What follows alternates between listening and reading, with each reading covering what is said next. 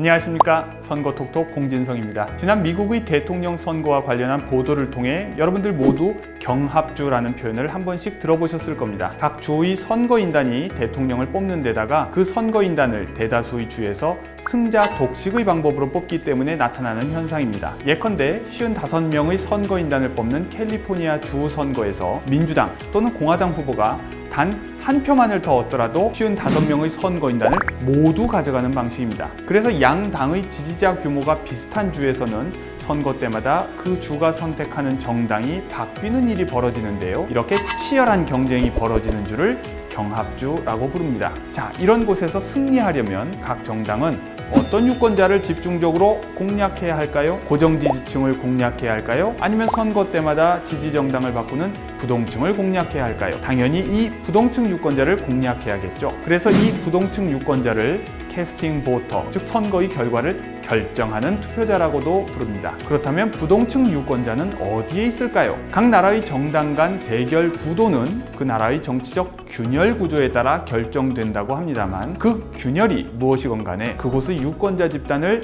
성향에 따라 어느 한쪽 끝에서 다른 한쪽 끝으로 쭉 줄지어 세운다고 가정해 봅시다. 그러면 경쟁하는 두 정당은 각자 양쪽 끝에서 출발해 지지자를 한 명씩 확보하면서 점점 중간을 향해 이동할 것입니다. 왜냐하면 한 표라도 더 얻는 쪽이 결국 승리할 테니까요. 100명의 투표자가 있다고 가정해 봅시다. 그러면 결국 승리는 어느 정당이 51번째 투표자의 표를 얻는지에 달려 있을 것입니다. 이 중간에 있는 투표자를 차지하는 것이 선거의 관건인 셈이죠. 그러므로 양당제 하에서 정당들의 정책이나 소선거구 단순 다수대표제 하에서 후보자들의 정책은 이 중위 투표자가 있는 곳으로 모이게 됩니다.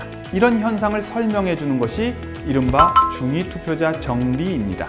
경제학자 해롤드 호텔링의 모형을 이용해 민주주의 사회에서 다수결로 치러지는 선거를 분석한 미국의 정치학자 앤서니 다운스에 따르면 수많은 유권자를 대상으로 두 정당이 경쟁하는 선거에서 단일 사안에 대하여 다수결 투표로 정책을 결정하고 개인들의 선호 체계가 모두 단봉 조건을 충족하는 경우 정당의 집권 확률을 최대화하는 길은 중위 투표자가 가장 선호하는 정책을 선거 공약으로 제시하는 것이라고 합니다. 얼핏 보기에 이것은 지극히 합리적인 득표 전략 같습니다. 그러나 매우 까다로운 성립 조건이 붙어 있는데요. 첫째, 투표가 단일 사안에 대해 이루어져야 하고, 둘째, 개인들의 선호 체계가 단봉 조건을 충족해야 한다는 것입니다. 개인의 선호 체계가 단봉 조건을 충족한다는 것은 그가 가장 선호하는 정책 대안으로부터 어느 방향으로든지 간에 멀어질수록 효용이 낮아진다는 것을 의미합니다. 예를 들어 저소득층에 대한 재분배 정책을 투표로 결정하는데 극좌,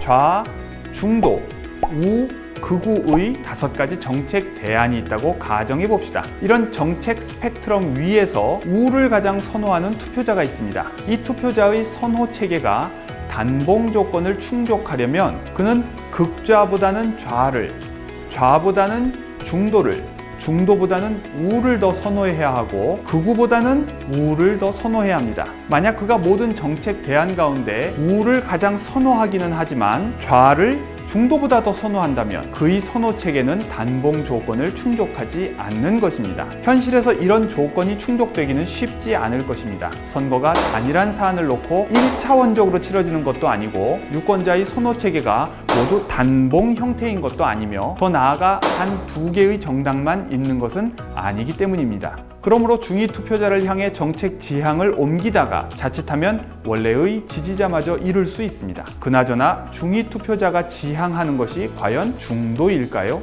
중위 투표자라는 말은 중도 성향 유권자라는 말과는 다릅니다. 중위 투표자란 전체 유권자의 성향으로 볼 때 한가운데에 위치한 유권자로 정의됩니다. 예컨대 어느 집단 안에 좌파 성향의 구성원이 4명, 중도 성향이 5명, 우파 성향이 4명이라고 하면 전체 13명의 구성원 가운데 중위 투표자는 7번째 투표자이고 그는 중도 성향을 가지고 있습니다. 그러므로 이 집단에서 투표에서 이기기를 원하는 사람은 중위 투표자인 7번째 투표자의 중도 성향에 맞는 공약을 내걸거나 중도 색채의 노선을 지향해야 할 것입니다. 그러나 만약 좌파 성향이 2명, 중도 성향이 3명, 우파 성향이 8명인 집단에서라면 어떨까요? 전체 13명 가운데 중위 투표자인 7번째 투표자가 우파 성향을 가지고 있으므로 투표에서 이기려면 그에 맞게 우파적 공약을 제시해야 할 것입니다. 즉 중요한 것은 중도라는 이념 성향이 아니라 유권자의 이념적 분포와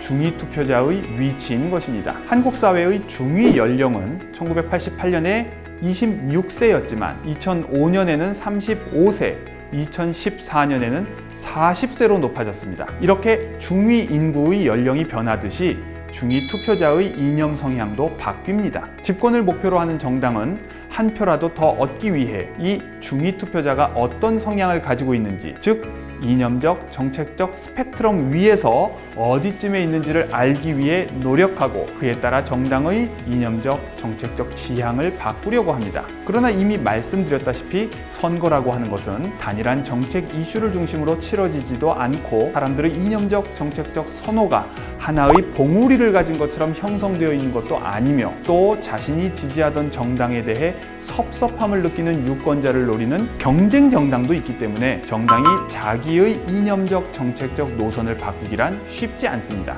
가만히 있으면 중간은 간다는 말이 있습니다. 그러나 가만히 있다고 해서 저절로 있게 되는 곳이 선거에서의 중간은 아닌 것 같습니다. 중간이 어디인지를 찾기 위해서도 부단히 유권자들의 마음을 살펴야 할 것입니다.